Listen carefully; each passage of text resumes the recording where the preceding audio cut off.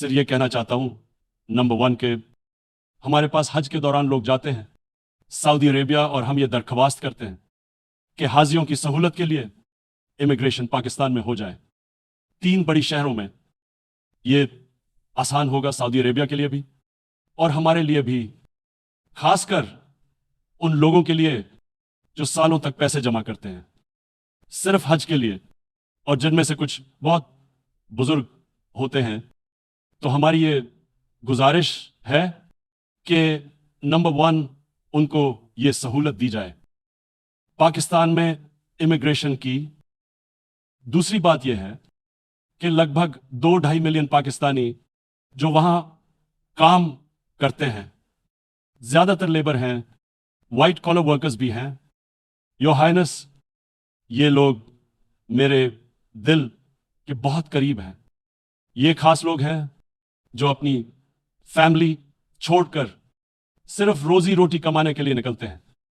ज्यादातर लोग अपनी फैमिली को आधा साल या 1 साल तक नहीं देखते। हमारे लिए ये बहुत खास लोग हैं, और हमारी दरख्वास्त है कि ये ऐसा अमल होगा जो अल्लाह को भी पसंद आएगा अगर हम उनको इज्जत और बेहतरीन सलूक दें। 3,000 कैदियों की भी बात है। ये गरीब लोग हैं जो अपनी फैमिली पीछे छोड़कर गए हैं। सिर्फ ये दरख्वास्त है कि ये लेबर हमारे लिए बहुत खास हैं। सोचिए, अपनी फैमिली और बच्चे छोड़कर ये लोग मेहनत करते हैं, पैसे भेजते हैं वापस। हमारी खास दरख्वास्त है कि जब कभी उनको मुश्किलात होती हैं, आप उनको अपने लोग समझकर देखें।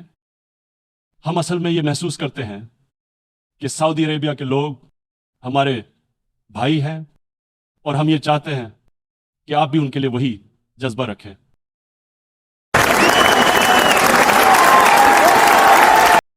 Thank you very much, Mr. Prime Minister. Disabled to recession. बस मुझे सऊदी अरेबिया में पाकिस्तान का एम्बेसडर समझिए। हम